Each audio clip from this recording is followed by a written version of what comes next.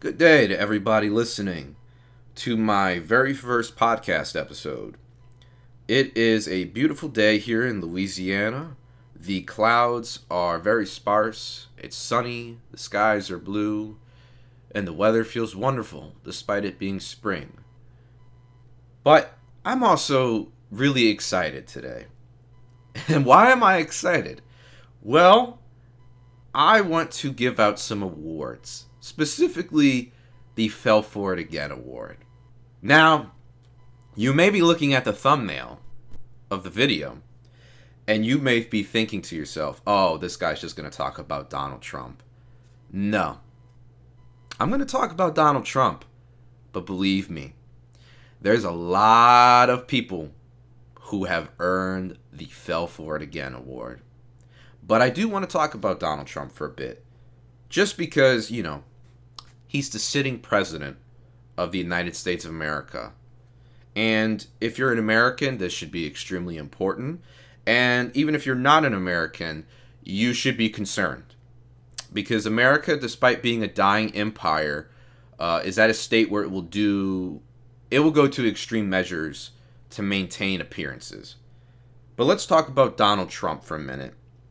Because there are still people who, no matter what he does, will support him. And if you are one of these people, I need to tell you something. And I need you for a moment to drop all of your preconceived notions of what I may be about to say, like what I'm about to say. You need to just listen for a second and open your mind. You have been conned. I voted for Donald Trump 2 times. I voted in 2016. I did not vote in 2020 because I knew that he wasn't going to win. How did I know? It was just a gut feeling. Just like he had a gut feeling that he needed to bomb Iran. I voted for him again in 2024. Why did I vote for him? I voted for him because I was part of the now predominant culture of party identity politics, where if you are a Republican, you need to believe that the entire Democratic voter base are abhorrent, evil scumbags. And if you are a Democratic Party supporter, you need to believe that all Republicans are evil, abhorrent, evil scumbags. That is why I voted for Donald Trump. And I want to get into that today, but let's focus on him first. You've been conned, and you need to admit it.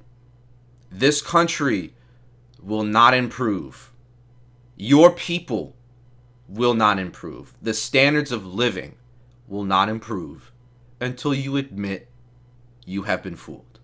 I have been fooled. And even if you're not a Donald Trump supporter, we'll get to you in a bit, but everybody has been fooled. But let's focus on Donald Trump. Let's say you're still defending him. I want to go over a few things, specifically his campaign promises in 2024. These included his promises to slash energy costs, including electricity and heating, by more than 50% within the first 12 months of his presidency. He vowed to end inflation, lower health costs. He promised to release the Epstein files, and promised to end endless wars and put America first. We are now 2-ish years into his presidency. Let's look at the reality. Things that you cannot deny. As of early 2026, electricity costs have risen over 7%, and natural gas prices have increased dramatically. If you go to fill up your car, we're now back to the Biden era of prices, and it's going to get worse. And if you don't think so, stay along on the ride. It's going to get wild. Groceries are still expensive. Inflation has continued to rise. Healthcare costs have soared, and Medicaid, as we all know, has just been gutted. But let's focus on the last three promises. Putting America first, releasing the Jeffrey Epstein files, and no more endless wars. Let's start with Jeffrey Epstein. Donald Trump has fought tooth and nail to ensure that they're not released, even going so far as to say and complain, why is everybody focused on this? Let's talk about Jeffrey Epstein for a bit. First off, he didn't kill himself. There are rumors that he's in Israel. Well, maybe not anymore, considering it's getting bombed. But it looked like he may have been extradited to Israel and chilling there. His Epic Game Store account showed that he logged on to play Fortnite in Israel earlier this year. Logged on to play Fortnite in Israel earlier this year. So, what's going on with that? The biggest child sex trafficker in human history just casually chilling and playing Fortnite in Israel? After we've been told that he killed himself with what? Toilet paper? With all the cameras off, too. And the guards not watching. Interesting. But maybe you're someone who's familiar with Jeffrey Epstein, but not so familiar with everything surrounding. You know that he's a scumbag. You know that he had a sex trafficking ring, but you don't know the details. So let's talk a little bit about the details. We won't focus so much on it, but you need to have a basic understanding. Jeffrey Epstein has ties to Israel. Both of his parents had direct ties to Israel's Mossad, which is the equivalent of our CIA, their intelligence agency. In his emails, he mentions talking to several hundred people across the world, the former Prime Minister of Israel being one of them, and other people in Israeli command. Donald Trump is included in these emails, with Epstein talking about him, about prostitutes that have been with him, and also implicating that they raped children together, 13-year-olds specifically. He also, and this is something I want to address, Republicans are totally just fighting tooth and nail to defend Donald Trump because he's been mentioned in the emails. But the Democratic Party is just only focusing on Donald Trump. The emails heavily implicate Bill Clinton, Hillary Clinton, Bill Gates, the royal family in Britain, and people like Tom Hanks and Leonardo DiCaprio. Now, come on. This is not a conspiracy theory to just tarnish the name of Donald Trump. These emails implicate everybody across every political line. Everybody. If it was just about Donald Trump, why would the emails throw Bill Gates under the bus? Why would they throw the Clintons under the bus? The Clintons, who the Democratic Party uplifts. Bill Clinton was supposedly a fantastic president, according to the Democratic Party. Why would they do that? They ran Hillary in 2016. Why would they throw her under the bus like that? They're just ignoring those parts. And we, as the American people, and also people across the world, aren't even given news footage of the current indictments that are going on. They interviewed Hillary and Bill Clinton. That's it. And we got some footage. But they met with Jeffrey Epstein's, I believe, his financial advisor. Or his accountant. One of the two. Someone who handled his money. And he talked about a bunch of horrific stuff. And we're not allowed to to see or know about it.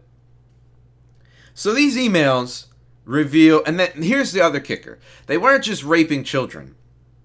These emails implicate cannibalism and demonic sacrifice. Yeah, let me repeat that for you.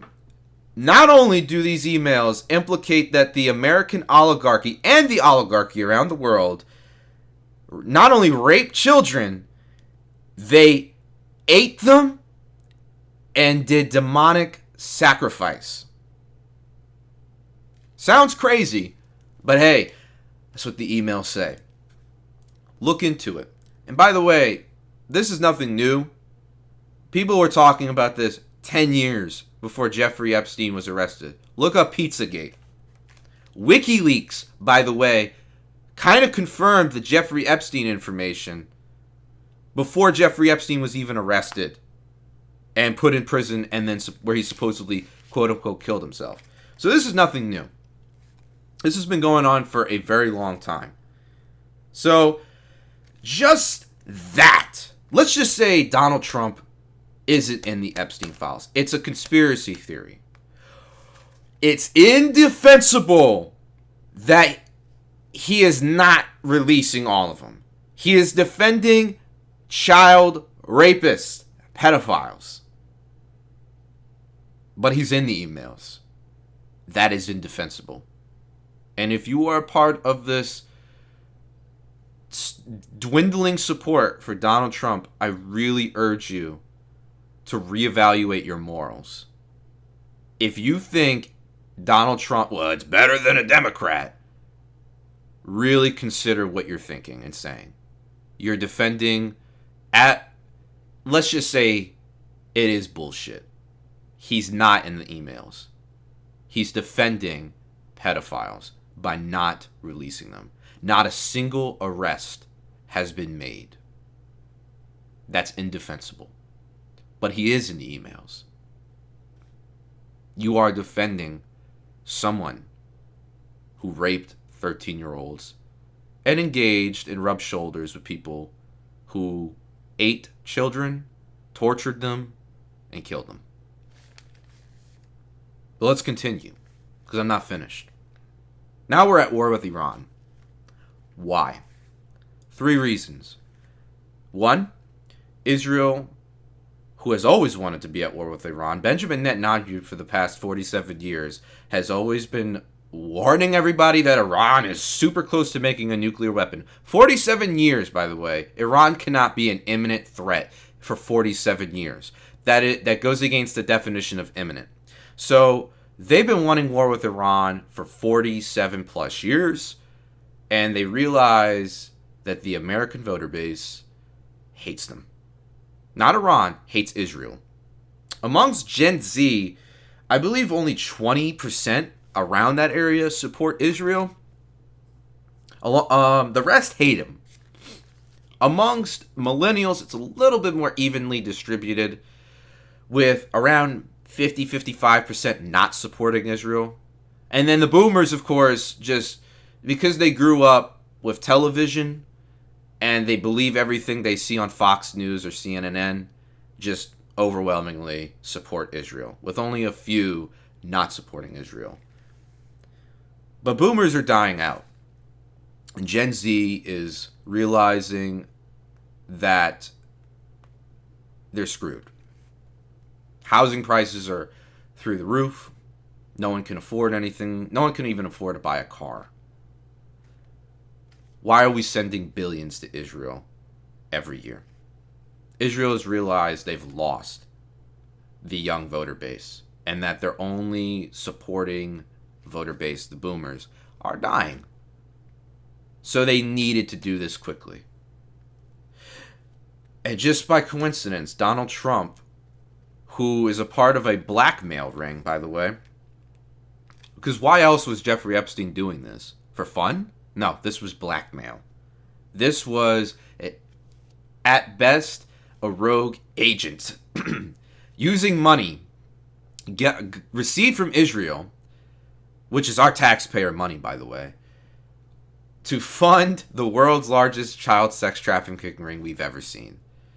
At worst, Israel has been in charge of the world's largest child sex trafficking ring that we've ever seen. And they have somebody in presidency who they've got video footage of, supposedly, of him raping a 13-year-old. Wow, how convenient. Donald Trump, let's go to reason number 2.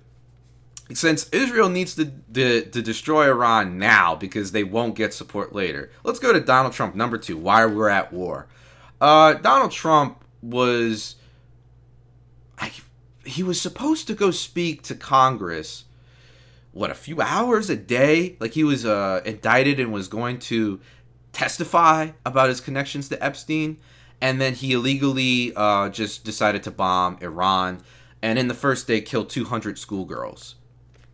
American bombs, Tomahawk missiles from America, double-tapped elementary schools, killing 200 Iranian schoolgirls. But we're supposedly over there to liberate their women. That's how you liberate women. You bomb the shit out of them. You bomb children. That is the twisted mindset of our leadership at the moment. So Donald Trump needs a distraction. 2 days into this 2-day operation, by the way, which is now going on 2 weeks, 17,000 pages from the Epstein files were deleted by the Department of Justice. The DOJ deleted 17,000 pages. That's not an exaggeration. Look it up. And people's the focus was taken away from his connections to Epstein. It's still there, but it's not as prevalent. Number 3, why we are still at war. And we'll get to this later. If you're unfamiliar with AIPAC, they're Israel's foreign lobby, though they're not considered a foreign lobby in America. I think it's like around 75 to 80% of Congress receive donations from AIPAC to support Israel. Democrats and Republicans alike, by the way. It's not just one party. So we'll get into that later. But that's why we're still at war, because these people want to be reelected, and they want that wonderful Israeli money, which is our money, by the way. We give billions of dollars to Israel every year, tax-paying money. But we don't have the money for healthcare. Yeah. So now we're at war with Iran, and just this morning, I believe, the Pentagon confirmed that they've sent, 1,000, 2,000 Marines to go get obliterated by Iranian missiles. Boots are on the ground. This is 2 big promises Trump campaigned for. I exactly can recall him saying that if Kamala was president, she would bomb Iran. Wow. Look what happened. Please, if you're a Trump supporter, I understand that you really do want to see this country go back to being a superpower, but you really need to evaluate your morals and what you're willing to sacrifice to get there. And I promise you, by the way, if you support Donald Trump, this country will not become a superpower. It's dwindling rapidly.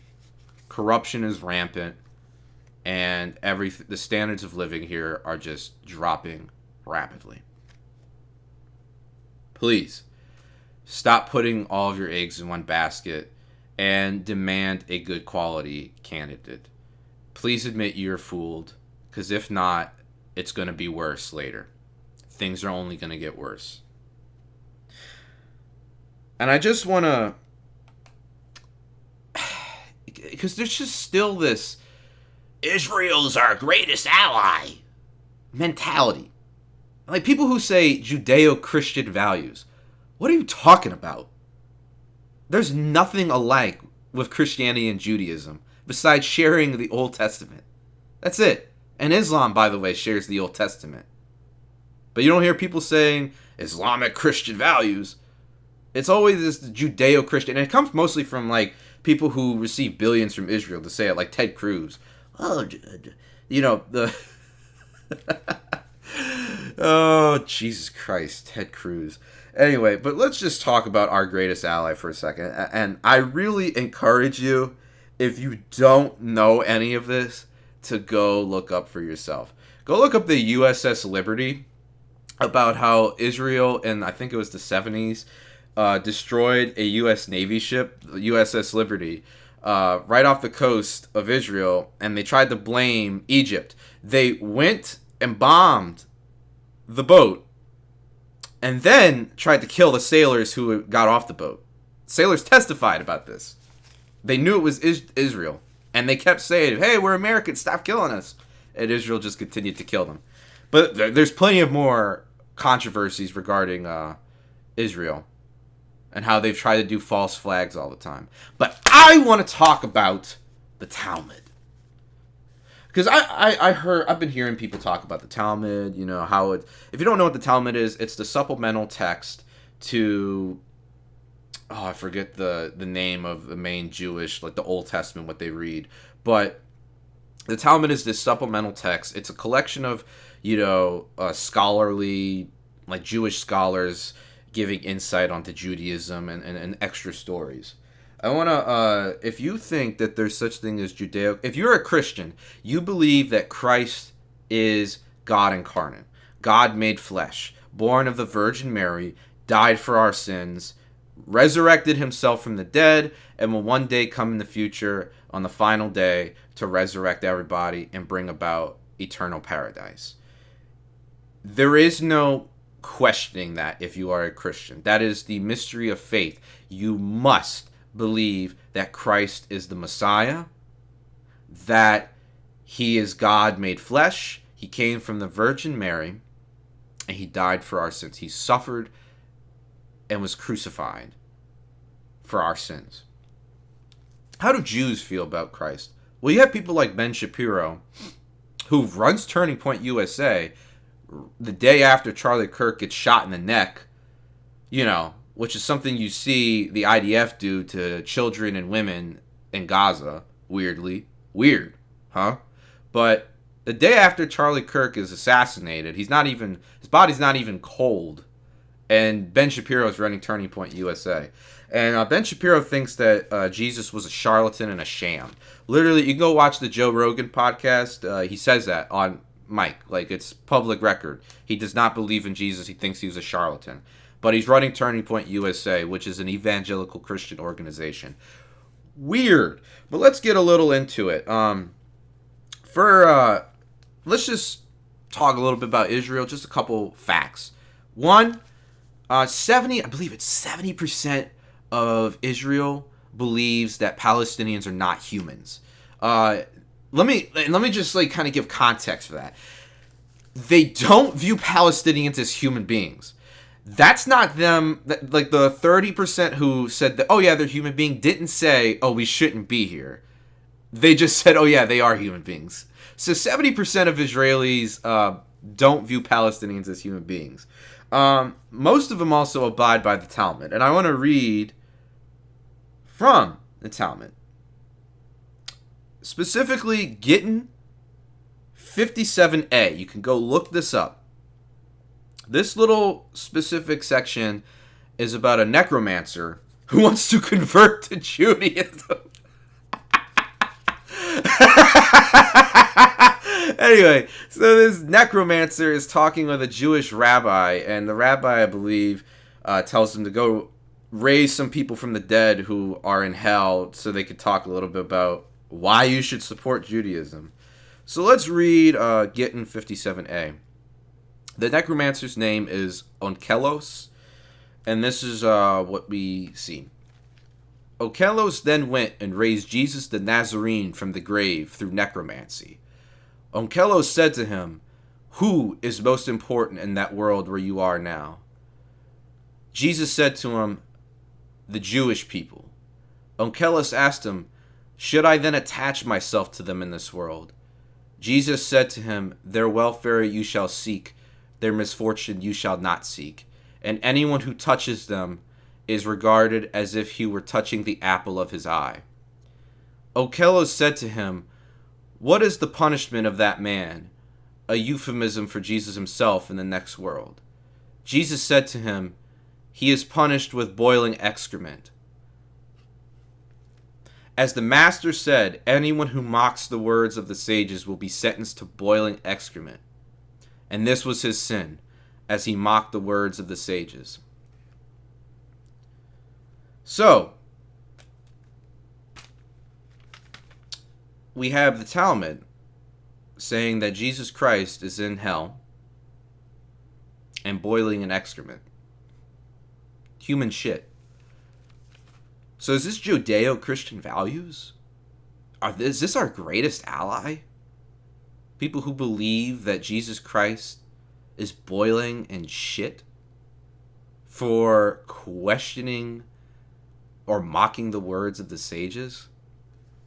Wake up, man. Like, I don't know what else to say at this point.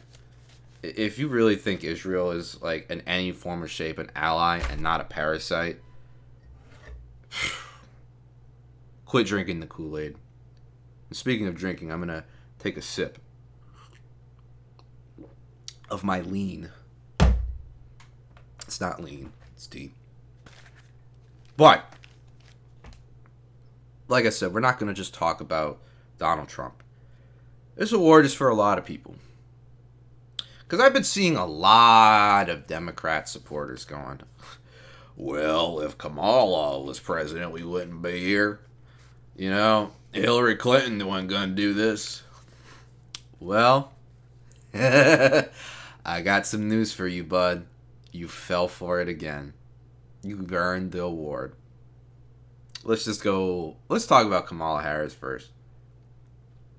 Yeah, Kamala Harris has been public. She says she's shown support for the Palestinians. Well, those are words, you know. People could say anything. What does she do as vice president? She took part in a $20 billion arms deal for Israel's military. The same military that, you know, is committing genocide in Gaza and raping, torturing Palestinian men, women, and children. You could go look this up. There's a video of the IDF soldiers gang raping a man in one of their prisons, a Palestinian man. The IDF soldiers were arrested, and the next day, Israeli settlers stormed the prison and rioted, demanding that IDF soldiers have a right to rape the prisoners. The IDF soldiers who raped that man were just let off. So yeah, that's where your money's going to. That's where Kamala Harris sent your money. But let's just go further than that. She's also received $9,403,300 from AIPAC, which again is Israel's lobby group in America.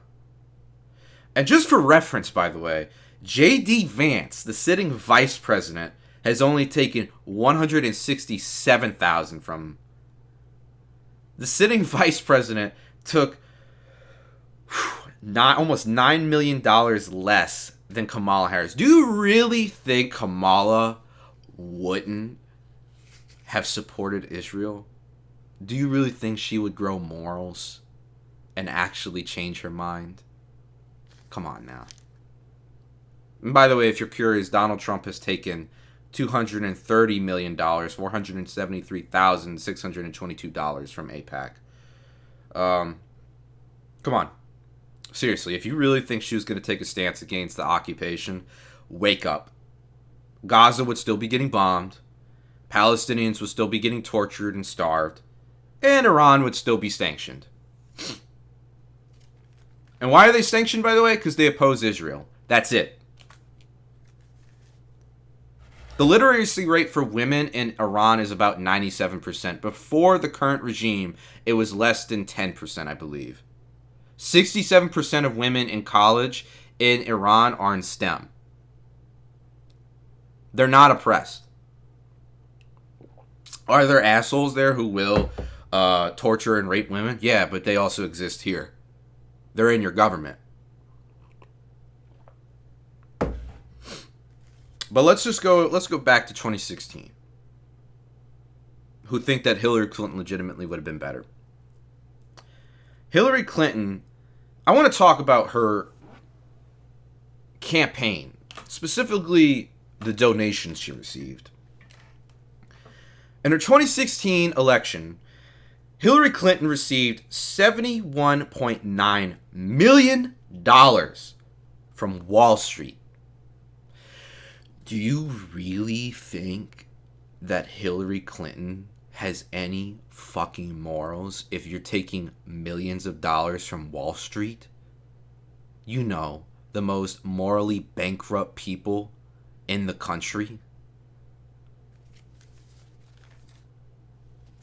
But let's just go further. She also received $41 million from hedge funds from, you know, Bank of America, Goldman Sachs, Morgan Stanley. Go look up who are the owners of those banks, by the way. Do an early life check. And let's just go to individual top donors. All of them are bankers. I'm going to list them. And you can look up all of these guys and look up the wonderful things they've done in this world. You can look up Donald Sussman. Let's just go through the list.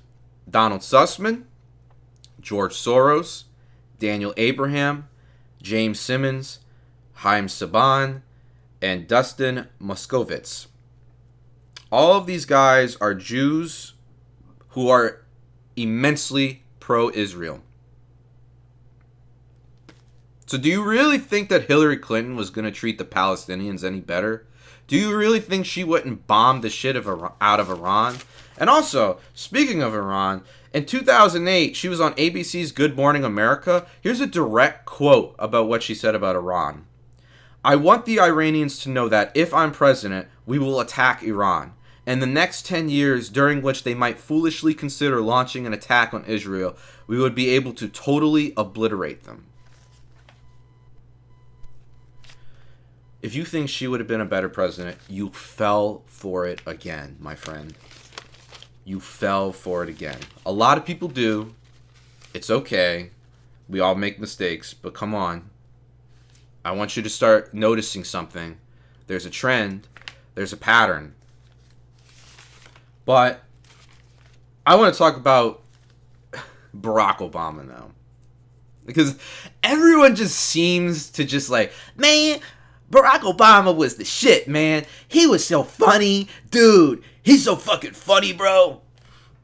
Let's go over a couple things Barack Obama did in his 2 terms as presidency.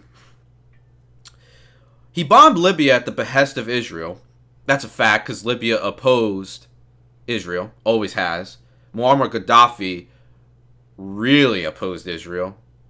And also wanted to make his own banking system and unite Africa, which they couldn't let him do. It's now the slave trade capital of Africa. That's right. Barack Obama, who constantly bitches about racism in America, created the slave trade capital of Africa. You can go to Libya today and buy a slave in public. He did, though, publicly criticize Israel's settlement construction on the East Bank, which I guess is a good point. But he gave Israel an estimated $25 billion during his presidency, all for their military. So, condemning the construction that they do by bombing Palestinian houses that the military does. So, say one thing, do another. You notice the trend?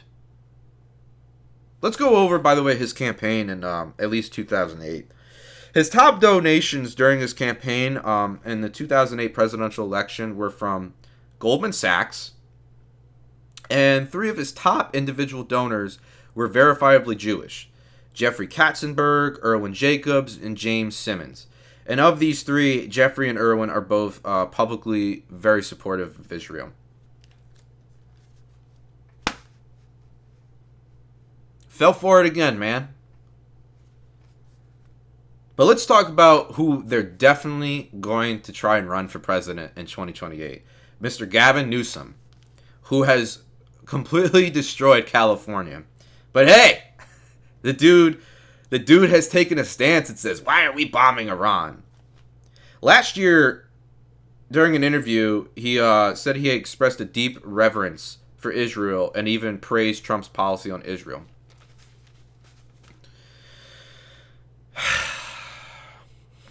You think this guy's going to have morals? There's no public information of whether he's received money from AIPAC.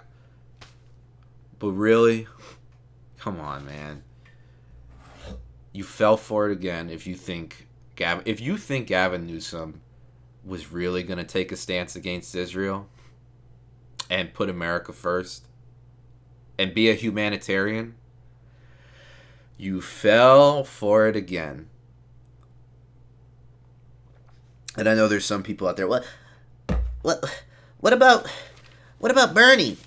What about Bernie Sanders?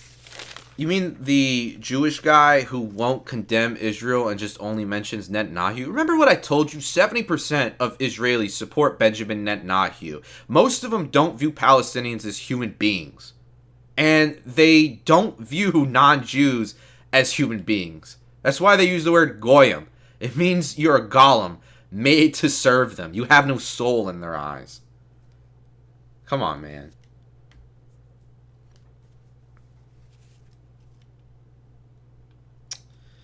Oh, one last thing about Barack Obama. In 2016, he bombed 7 countries: Afghanistan, Iraq, Libya, Pakistan, Somalia, Syria, and Yemen. All of these countries oppose Israel. You know, the apartheid state known for raping, torturing, and murdering men, women, and children. Yeah, same country that he gave $25 billion to. It's estimated that he dropped around 26,000 bombs without congressional approval. So if you're going to sit here and condemn Trump for starting an illegal war and bombing Iran without congressional approval, and you are going to just conveniently forget about Barack Obama, you fell for it again, man. Wake up.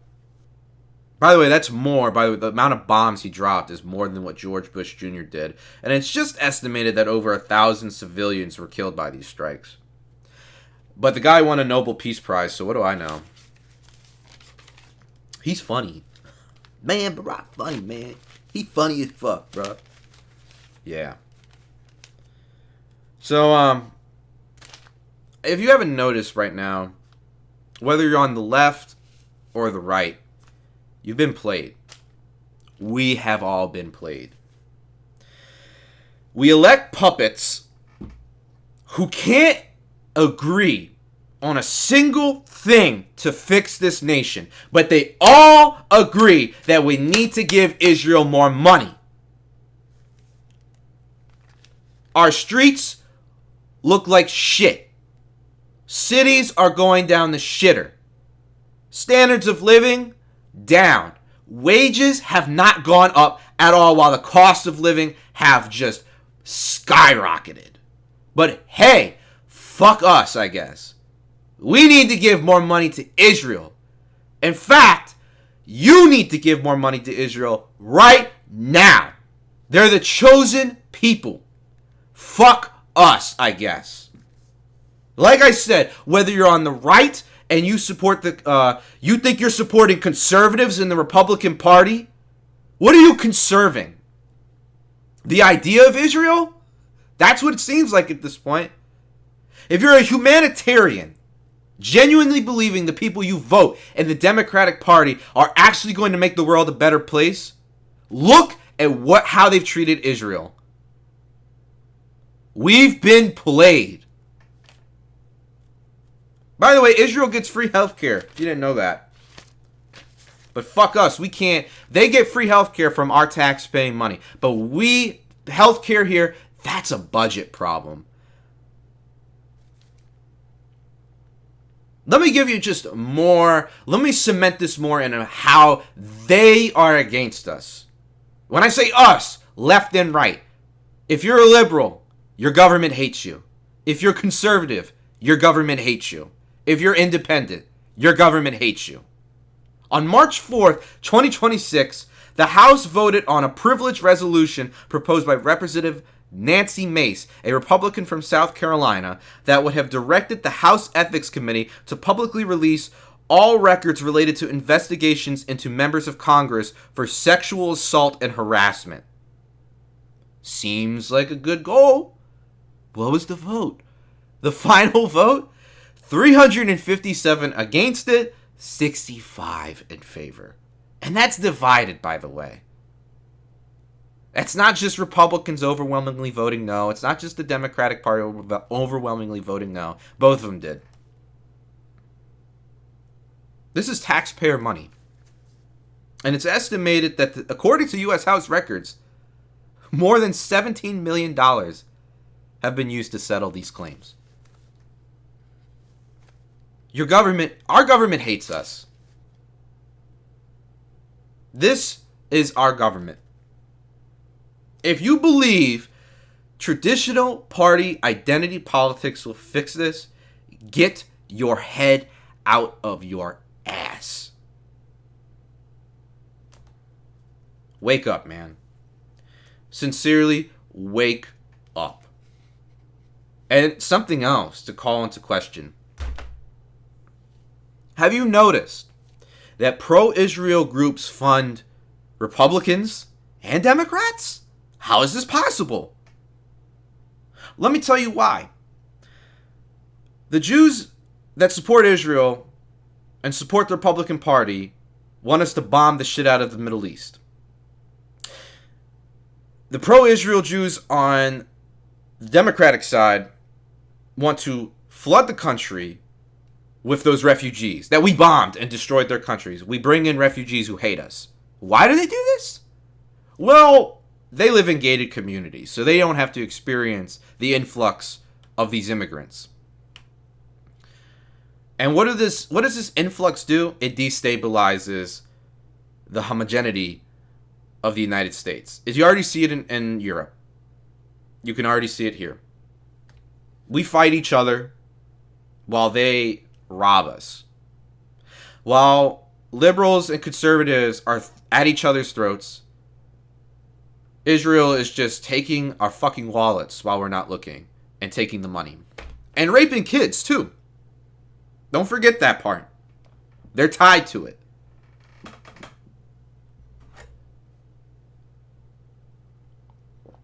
So, what can we do? Because it's so easy to sit here and just get disheartened and just go, oh my God, man, it's over. It's over, bro. No, it isn't. If it was over, propaganda wouldn't be necessary. It would not be necessary. There is hope. There's always hope. Don't ever lose out on hope. When you forego hope, evil wins. So what can we do? Let's start with the mundane.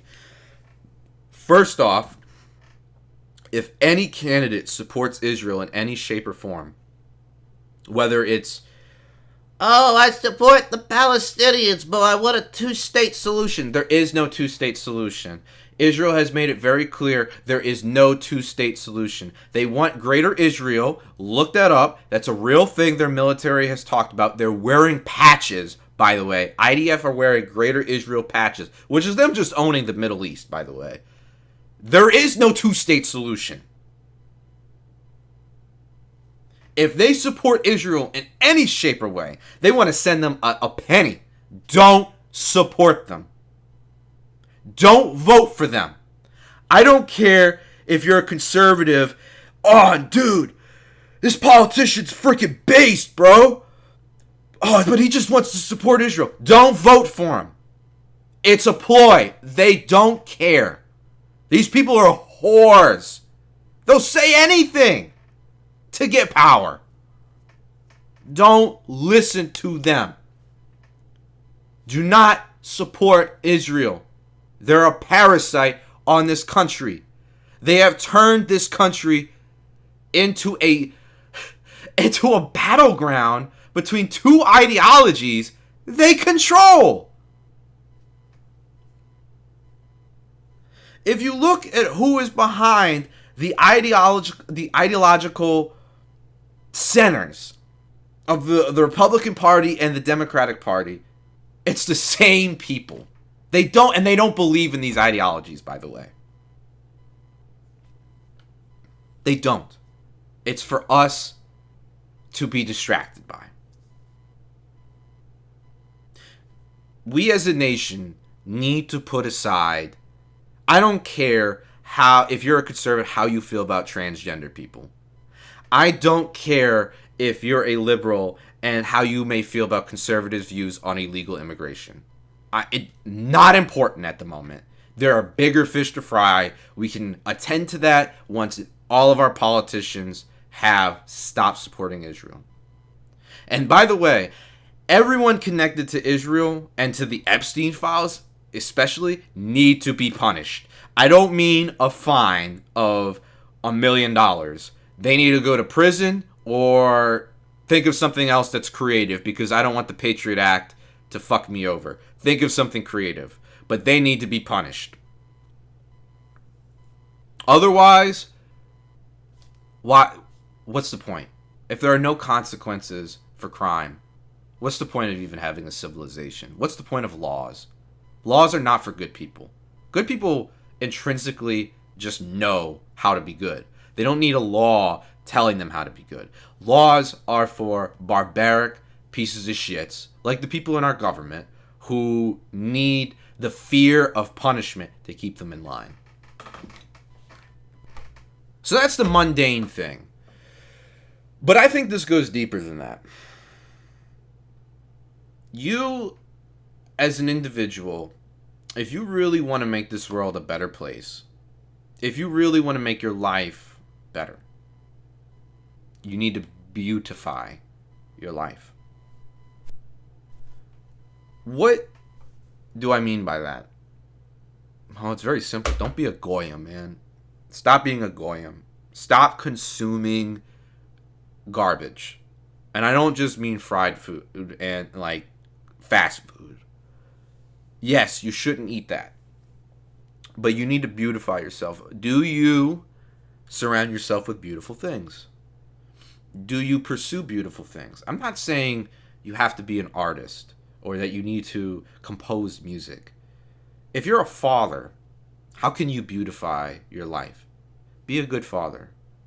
Love your children and your wife. Appreciate them. Make them smile. Make them happy. Provide a good foundation. Not just for your immediate children, but for generations to come. Plant a tree. Make a garden. Make something that will last, that other generations can take leisure in. And as for yourself, ask these questions. Are you addicted to something that intrinsically wastes your time and energy? Are you watching garbage TV shows that promote immoral behavior or give you a bleaker outlook on existence? Cut it off. There's plenty of other things you could consume that are better for you. Are you reading smut? Stop. Stop reading smut. Are you addicted to porn? Stop. Beautify yourself. Whether that means, like I said, making a garden, finding compassion in your heart. And when I say compassion, I don't mean being a walking carpet. Demand respect, of course, but be compassionate. The world is filled with a lot of horrible people. Be compassionate to each other and take action. Be proactive. Stop being reactive to the horrible things that happen in life. You want to sit and bitch about how your community looks like shit? Be proactive. Why don't you go pick up trash? Like, something you could do is if you're walking on a sidewalk and you see a fucking can on the side of the road, pick it up and throw it in the trash can that it's next to. Yeah, you didn't throw that, but hey, it makes the world a better place. And when things are dirty, when things are ugly, it just promotes people to just be ugly.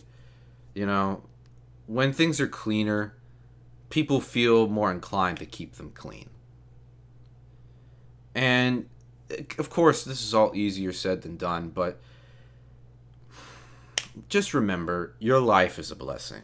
Whether you believe in God handcrafting you and giving you a soul, or you believe that everything is an accident and that we evolved and that this is just a crazy miracle of life, that life exists, your life is a blessing. It is a gift. And rather than waste your time, the one piece of currency that you can't get a refund for, consuming garbage, surrounding yourself with garbage and ugly things, beautify your life and find fulfillment. Not just pleasure, look for fulfillment. Pleasure is fleeting. Fulfillment is perpetual. And don't give up hope. Yeah, things are really bad right now, but they've always been bad. When has a government ever been good? Like, good for more than 10 years, I guess I should say. When? When? When have people in power ever just been good people? It's so rare. Power corrupts. When has that ever been the case? The beauty of humanity is the common man pushing forward, enduring all these things, and the human spirit remains indomitable, despite the oppression dished out by our tyrants. The world is a very beautiful place. I'm very tired of people saying, oh, the world sucks. No, the world is beautiful. It's humanity that makes things worse for itself. And how does that change? Well, it starts with the individual. Beautify yourself, pursue beauty, pursue excellence. Your life is a quest for excellence.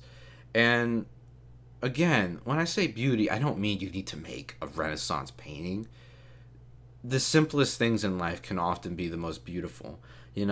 Appreciating a sunset, appreciating a blooming flower, nurturing a flower, having a garden, making someone genuinely laugh to a point where they cry because the joke was so funny, being there for someone at their worst moment, giving them a hug, encouragement, whatever it may be, enduring the worst evils imaginable, and still maintaining a positive outlook on life is beautiful. And that's where the change begins. It's not something that will happen overnight, of course, but that's how trees grow. Trees don't grow overnight.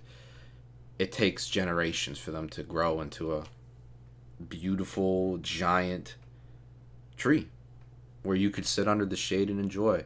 The effort you put in today may not be enjoyed by yourself. The fruits of your labor may not be enjoyed by yourself, but they could be enjoyed by your great-grandchildren or by future generations to come. We live in a society that is so focused on immediacy that we neglect future generations. Look at what the boomers have done. Don't be like them. Take a stand in your own individual life, beautify yourself, and demand that the world around you be beautiful as well. That's how things will change.